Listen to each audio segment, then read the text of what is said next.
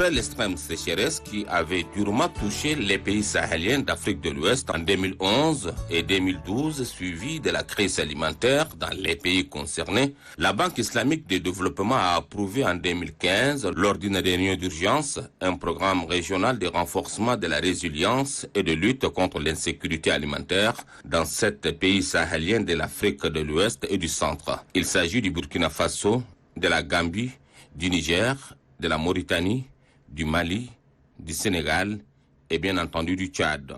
Au Tchad, ce programme d'envergure entend contribuer à réduire l'insécurité alimentaire et renforcer la résilience des populations vulnérables. Il cible les ménages vulnérables à faible consommation alimentaire. Alors, comment se présentent ces projets? Le PEDERLIAD est né à la suite de la 27e session du réseau de prévention des crises alimentaires qui est tenu au Cap-Vert en 2021, en 2011 plutôt. Donc au cours de cette rencontre, il est prévu des actions très fortes et appropriées dans le cadre, n'est-ce pas, de la gestion de catastrophes dans le Sahel.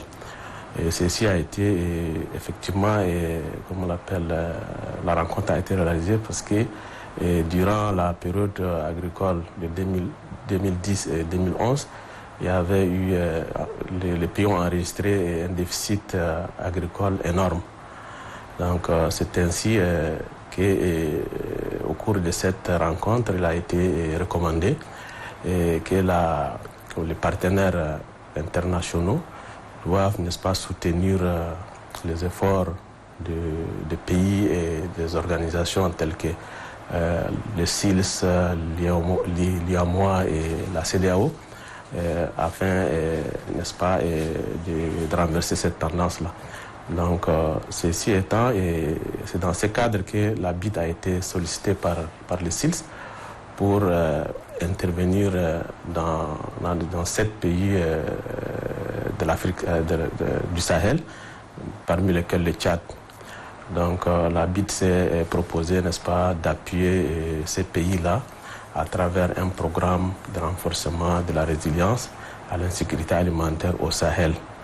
Donc ce programme effectivement a été, comme on l'appelle, mis en place dans les 7 pays, donc, parmi lesquels le Tchad. Donc le Tchad, par rapport à ce programme, a eu quand même comme on l'appelle, bénéfice la création, la mise en place du projet PEDERLIAD. Donc le PEDERLIAD, c'est un projet effectivement financé par la Banque islamique de développement et le gouvernement tchadien. Donc le coût global, c'est 16 milliards 10 millions de francs CFA. Donc c'est un prêt de la BID qui est de 14 milliards de francs CFA. Et le gouvernement tchadien contribue à hauteur de 2 milliards 10 millions de francs CFA. Sur le terrain, l'appui du projet en faveur des populations bénéficiaires est de taille. Dans toutes ces zones d'intervention, les résultats sont à la hauteur des attentes. Les producteurs des zones sahéliennes ont presque révolutionné la culture maraîchère. Donc le projet intervient dans 15 provinces qui font un total à peu près de 95,70% de la superficie totale du pays. Donc c'est une très vaste zone, mais qui a quand même, dans chaque province a quand même pu bénéficier d'un certain nombre de réalisations. Donc parmi lesquelles nous pouvons citer des magasins de stockage, et aussi comme on l'appelle, des forages maraîchers, des forages, comme on l'appelle, pour l'eau potable, et des marchés à bétail. Un bon nombre d'activités ont été réalisées dans les provinces. Nous avons aussi au niveau du BET, surtout du Borkou, et aussi dans la province, n'est-ce pas, du Borkou, nous avons réalisé aussi des forages maraîchers, et même au niveau de l'Enedi Ouest. Nous avons aussi construit des forages maraîchers. Ça fait une trentaine de forages maraîchers dans ces zones-là. Voilà. Donc, à part ça, nous avons aussi, au niveau maintenant du Chariba Girmi, nous avons réalisé des étangs piscicoles, parce que vous savez que N'Djamena consomme tellement de poissons. Donc nous avons d'abord, avant la construction de ces étangs piscicoles, nous avons mis en place une station de recherche en pisciculture. Donc cette station-là, nous avons développé,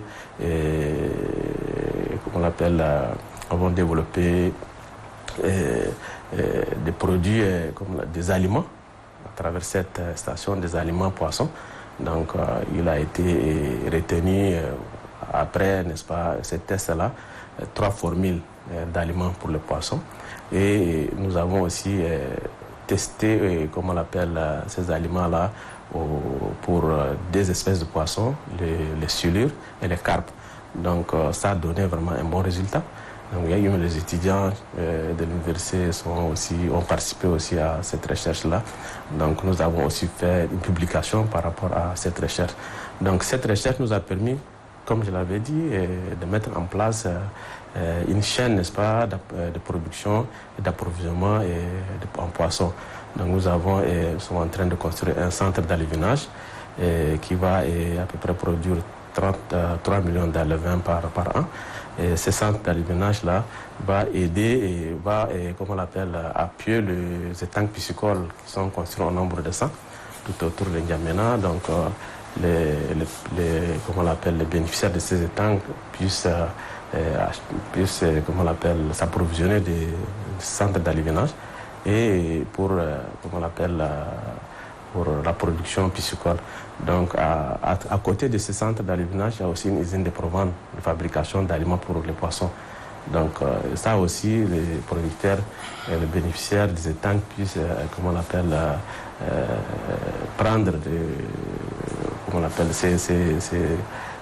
ces aliments-là et donner aux poissons. Donc nous avons testé et que c'est pour la première fois, ce genre d'activité-là se passe vraiment au niveau du pays et nous pensons que vraiment c'est une action qui est vraiment capitale. Donc en dehors de ça, nous avons aussi réalisé avec l'ITRAD, nous avons appuyé l'ITRAD à produire en principe 250 tonnes de semences de base et 50 tonnes de semences pré-base. Donc en principe, ces 250 tonnes de semences de base équivaut à une production nationale de 5% de semences annuellement. Donc 5%. Donc nous avons contribué à une production de 5% de semences au niveau national. Donc et ça, c'est vraiment une action aussi une action phare. Et les producteurs sont aussi, organisés en réseau de multiplicateurs. Donc ils produisent la semence R1 et ils vendent pour les paysans et pour les producteurs et ainsi de suite. Donc ces réseaux-là, il est fonctionnel et je pense que vraiment, après le projet, nous avons la certitude que les semences qui sont produites vont être toujours continuées.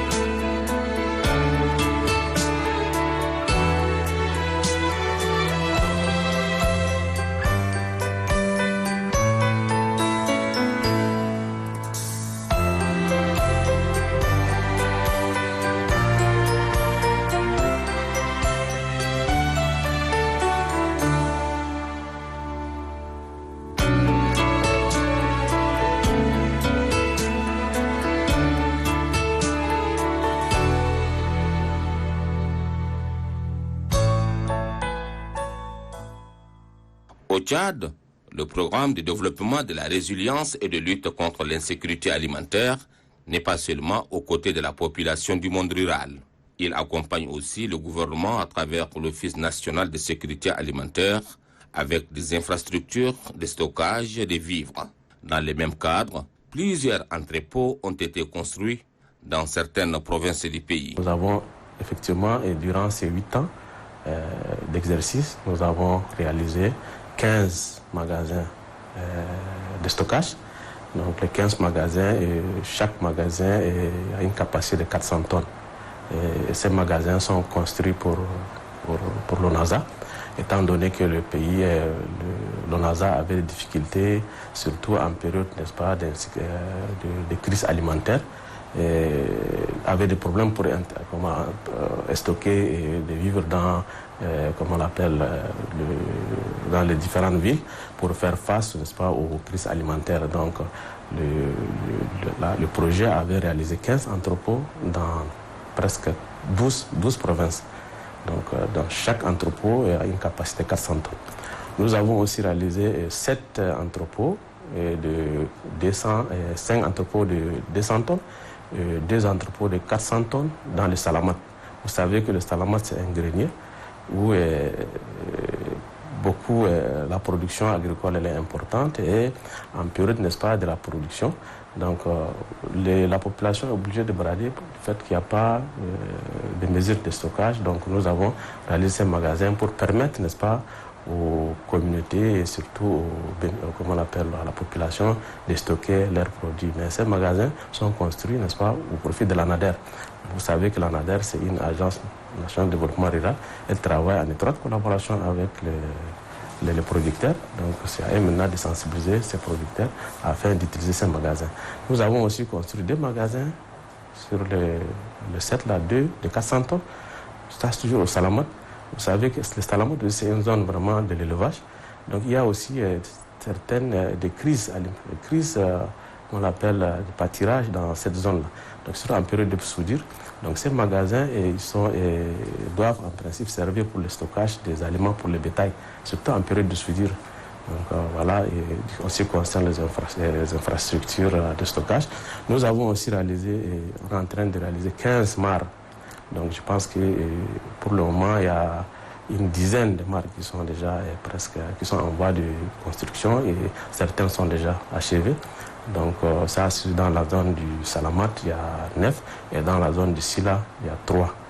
Il y a 9 et 6 dans la zone du Sila. Au total, ça fait 15 mares.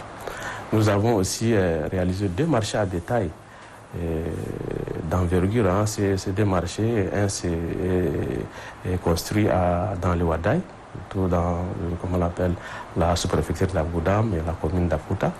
Un autre dans la sous-préfecture de Kerfi et dans la province de Sila.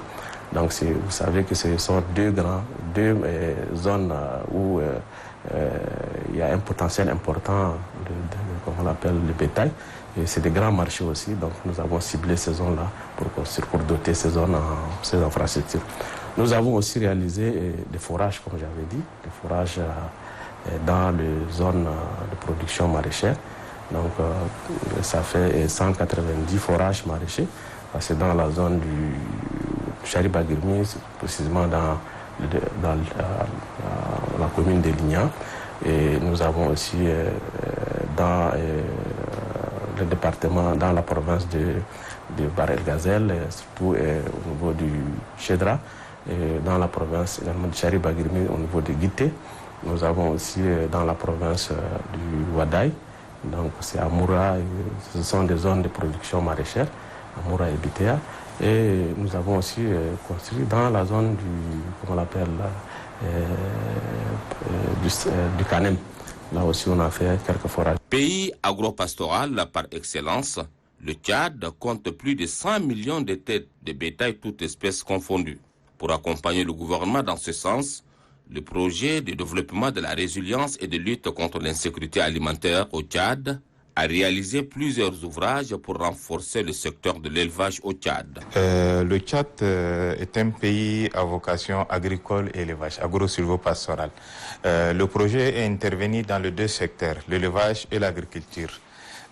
En termes de volet élevage, nous avons intervenu pour appuyer les populations qui ont perdu les cheptels, en reconstituant le cheptel, en donnant à cette population de petits ruminants, ainsi que des intrants vétérinaires pour les soins, et aussi équiper les productions laitières pour renforcer la production laitière, et ça, on a offert des kits pour la transformation de lait. Nous avons construit 2 complexes marchés à bétail qui sont constitués des aires de vente, d'adduction d'eau potable, de parcs de vaccination, des services vétérinaires, des services municipaux clôturés avec 1200 mètres linéaires de clôture.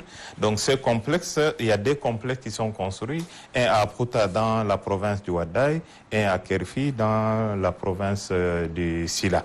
Donc ces complexes viennent renforcer les cheptels en réunissant les cheptels et en renforçant aussi le marché à bétail pour la transhumance. Avant la transhumance par rapport à nos cheptels, nos cheptels sont beaucoup plus envoyés parce qu'il n'y a pas des infrastructures qui les accueillent. Maintenant, ces 2 infrastructures que le projet a construit vont renforcer la capacité de surveillance et en même temps la capacité de marché à bétail dans notre pays. Maintenant, en termes de l'agriculture, nous avons aussi réalisé 2 ouvrages, en tout cas, qui vont aussi renforcer la capacité de stockage des aliments pour le bétail, qui ont une capacité chacun de 400 tonnes qui sont construits dans le Salamat, précisément dans la sous-préfecture de Abgui, un entrepôt de 400 tonnes et un petit centre qui vont servir le stockage d'aliments bétail, qui va servir dans les périodes de soudure à fournir des aliments bétail pour le bétail qui sont dans cette zone-là. Maintenant, en termes d'agriculture, nous avons aussi des ouvrages à réaliser. En termes de production agricole, nous avons à peu près 15 mares qui ont aussi fait. Ça renforce aussi la capacité d'abrévation de nos cheptels qui sont dans les 2 zones à fort élevage qui sont le Sila et le Salamat. Maintenant, ces 15 mares vont renforcer aussi afin que ces bétails ne puissent pas se déplacer très loin pour avoir de l'eau pendant la période de décembre jusqu'à mars-avril. Maintenant, par rapport à la production agricole, on a à peu près 7 seuils d'épandage qui sont construits dans les 3 provinces, le Guéra, le Sila et le Wadifira. 7 seuils d'épandage sont accompagnés de 55 000 mètres linéaires de cordons purés qui vont partager les champs afin de stocker quelques pluies et en même temps renforcer aussi la terre pour que la terre puisse conserver à peu près l'eau dans les champs pendant une période. Nous avons aussi 4 micro-barrages qui sont en pleine exécution. Et ces 4 micro-barrages sont construits dans le Guéra, un dans le Guéra, un à Wadifira, un à Sila, qui sont accompagnés chacun de 15 hectares de périmètre irrigué pour permettre à la population de ces zones où on construit ces ouvrages-là de faire la culture de crues. Au-delà de ces ouvrages de culture de crues et de crues, nous avons aussi appuyé les producteurs maraîchers dont le Cordo avait dans le Bourgo Enedi Tibesi. On a 48 forages, dont 8 ce sont des forages avec un stockage de 15 mètres cubes chacun pour des productions aussi maraîchères qui sont construits à Fada, Woy et le Bourgo Yala. Au vu des résultats obtenus, le coordinateur national du projet estime que le bilan est satisfaisant. Le projet de développement et de lutte contre l'insécurité alimentaire au Tchad est un exemple qui a inspiré d'autres organisations sous-régionales œuvrant dans le domaine de l'agriculture et de l'élevage. Au-delà de cet appui, le projet aussi a appuyé ces communautés-là pour augmenter leur superficie de production. Ils n'avaient pas de moyens d'exor suffisants pour augmenter la production. Maintenant, par rapport à cet appui, on a dit nous allons vous faire des forages avec d'installations et des moyens d'exor solaire qui vous permettent d'avoir des quantités d'eau suffisantes. Par contre, nous voulons que vous augmentez votre superficie. Et là, on les a donné des intrants agricoles, de pelles, de pioches pour qu'ils augmentent. Et ils ont augmenté leur production, leur périmètre irrigué avant que nous, on puisse réaliser les forages. Donc, dans le BT, 48 forages maraîchers équipés de pompes et énergie solaire qui travaillent et qui ont boosté déjà la production. Maintenant, dans le Sahel, nous avons au départ 320 forages, Mais au vu des difficultés et au vu de l'enveloppe destinée, nous avons réduit à 490 forages qui sont répartis dans quelques provinces. Ouaddaï, qui a 30 forages, 15 à Moura, 15 à Bitéa. Dans la province de Kanem, on a aussi 30 forages maraîchers qui sont équipés de pompes énergie solaire qui sont à Mao, 30 autres au niveau de Chadara, au niveau de Guité, qui est dans le département, dans la province de Hadjar Lamis, département de Haraz al-Biar, 42 forages qu'on a fait au nom des communautés, des groupements et des producteurs individuels. Dans le département de Chari-Bagarmi, on a fait 52 forages, équipés aussi de pompes énergie solaire. Et tous ces producteurs ont augmenté leur superficie de production maraîchère, tout avec l'appui que nous avons donné avant la mise en place de ces forages. Le 52 sont situés entre Durbali, Lignan, jusqu'à Koundoul, jusqu'à Kournari. Tous ces espaces-là, nous avons réalisé 52 forages maraîchers et augmenté en même temps la superficie des productions maraîchères dans la zone d'intervention du projet. 8 ans d'existence et plusieurs projets réalisés en faveur de populations bénéficiaires des zones sahéliennes et du Sahara, les responsables du projet de développement de la résilience et de lutte contre l'insécurité alimentaire au Tchad estiment que la mission est accomplie.